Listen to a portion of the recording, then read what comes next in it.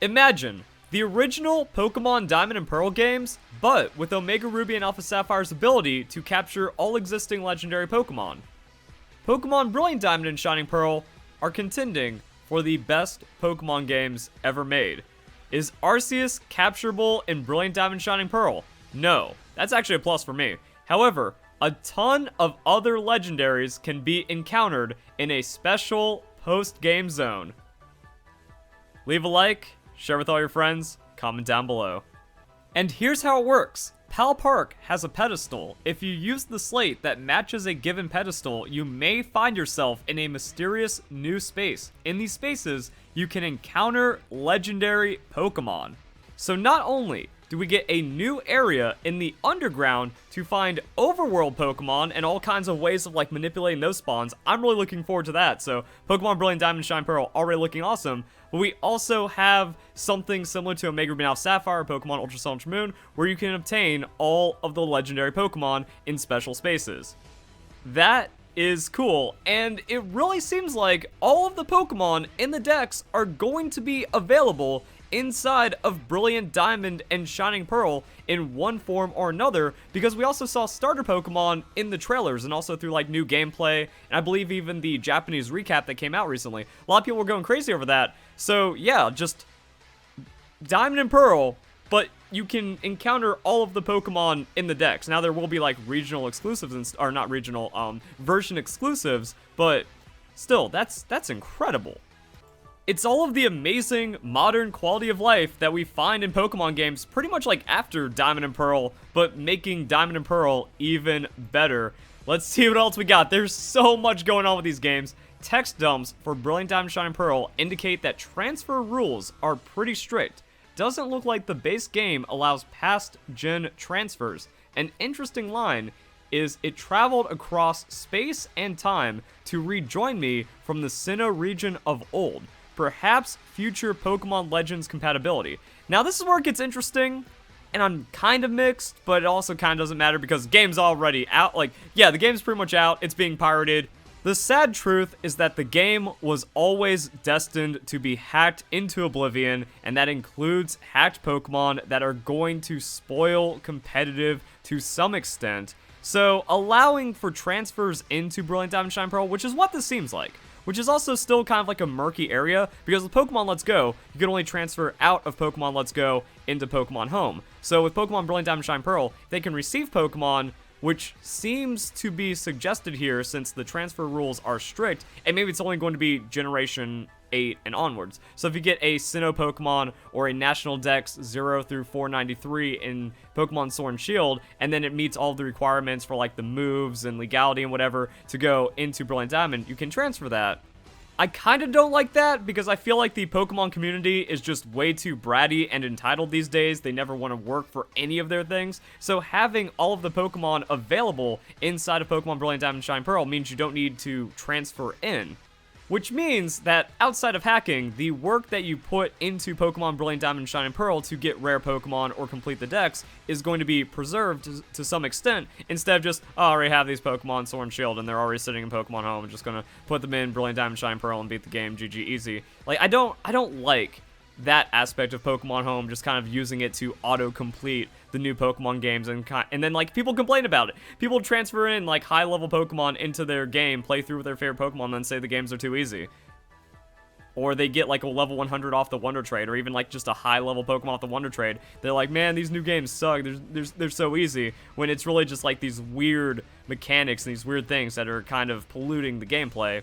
Now, it isn't hard confirmed, so it's still likely that you cannot transfer from Pokemon Home into Pokemon Brilliant Diamond and Shining Pearl, because we've seen a lot of stuff like this in game data that actually doesn't really go anywhere. Pokemon Let's Go had like a lot of features and stuff from the Datamine that were never in the full-fledged game. Pokemon Sun and Moon had marks for Pokemon that came from Pokemon Go, but Pokemon Go transfer into the 3DS never happened, and there's also things like the flutes from Generation 3 being in games that don't have the flutes available, like Pokemon X and Y, as well as Pokemon Sun and Moon. So just game data is there to make sure things don't break, so this could just be for the future. Like, this could actually be what it says for Pokemon Sword and Shield, but it's in Pokemon Brilliant Diamond Shining Pearl, because even the unnecessary text and stuff and sprites and game data is just shared between all the games.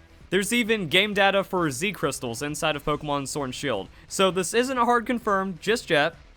We're going to see how it plays out. But yeah, I feel like Pokemon X and Y was at its best before Pokemon Home allowed in all the hacked Pokemon, and then after that happened, then the game got like broken down and then hacks were made available and stuff. So I like it when the new Pokemon game is as pure and untainted for as long as possible, and Pokemon Home is or Pokemon Bank at that point, or whatever, is like one of the biggest things that kind of just ruins the integrity of a new Pokemon game. So we're going to see how that plays out, but it is interesting that we do have this data suggesting something for something somewhere. And then we just have all kinds of stuff all over the place, all of the character customization options in Brilliant Diamond Shining Pearl, including skin tone variations. So got a lot of stuff like that. We also have the Pokemon Anniversary logo, so that's pretty cool. Ball capsules, I'm excited. I can't wait to see all the cool things that can come together with this. However, no stickers for Catching Unknown like in the original games. I think in 3D that's a mess, and also you can't let people be bringing naughty words out into the game like that. So even though it's kind of disappointing to like remove a feature like that, I can't justify it. Nah, there's no defending it. Brilliant Diamond Shining Pearl does not introduce any new marks, but it does introduce a brand new ribbon, the Twinkling Star Ribbon, a ribbon awarded to a Pokemon that has perfectly embodied shining brilliance in Super Contests. So you win all the types of Super Contests with a single Pokemon. That is going to be crazy. We're also getting into the moveset and stuff, so TM listing and all the new things and shifted round and all that, so It's unrefined right now. It's pretty raw, but it's going to start coming together, and then we're going to be able to see what's going on and what you can plan out for Brilliant Diamond Shining Pearl. People are complaining about the game sounding like a MIDI. It's just wrong, or like a MIDI rip or something. Seems like they're just wrong. It's just haters lying about new Pokemon stuff as always. And then the Global Wonder Station only allows for Wonder Trades and does not include GTS features. Again, they're called Wonder Trades like in Generation 6 and 7, not Surprise Trades in Sword and Shield. Yeah, like that. It doesn't change anything. Like a Wonder Trade is still a Surprise Trade and vice versa. I'm okay with this. You know why? The GTS is in Pokemon Home. It would be redundant to have the GTS locked into Pokemon Brilliant Diamond Shining Pearl for no reason, and then having the GTS just do whatever in Pokemon Home. So, no GTS, that's fine. That's not a bad removal of feature. Instead of completely removing the feature, that's where you go for Wonder Trades. And as I've kind of said, I think Wonder Trades are toxic and bad for Pokemon because hacked Pokemon get distributed. So yeah, that's most of the information that we have right now, but this is where it gets cool. You can dig mysterious shards at the underground, and then you can trade them for slates. You can then use these slates in the park to encounter legendary Pokemon. I like it. This is the fun kind of grind, and this is why I like that we're kind of dialing it back a little bit. You know, not having the permanent infinite TMs, but having good acquisition for like getting multiple of a TM or something. Again, I like working for my things in Pokemon games, and it's a tragedy that the Pokemon community has become so bratty and spoiled and entitled, and also all the fraudulent content creators that don't want to do any work for themselves, so they pirate the game, which is what's happening right now. Anyone that's putting out early gameplay is going to be using a stolen copy of the game because they have no integrity. And then they hack the games and save files to fake all their content, and their audience expects the same thing. So that's sad, but I mean, it's crazy. Like, I enjoy grinding and I enjoy playing a game. I love farming in Minecraft, like not literally farming, but I love farming resources in Minecraft. I'm maxed in RuneScape, so that should tell you everything right there. And I've put several hundred hours into New World already because you just run out there and watch numbers go up, and it's the same thing with Pokemon. And I love the gameplay loop in Pokemon Sword and Shield where you farm the Watts, and then you can either like turn the Watts into luxury balls to sell to then buy vitamins to then EV train your Pokemon instantly, or you can also use that to get more dens, to get more Watts and all kinds of other things and rare Pokemon and IVs and stuff, which help out for your breeding. And that got even better when you go to the Digging Duo. You convert those items at the Cramomatic, or you also go to the Digging Paw, and then just amass incredible resources to make competitive Pokemon with.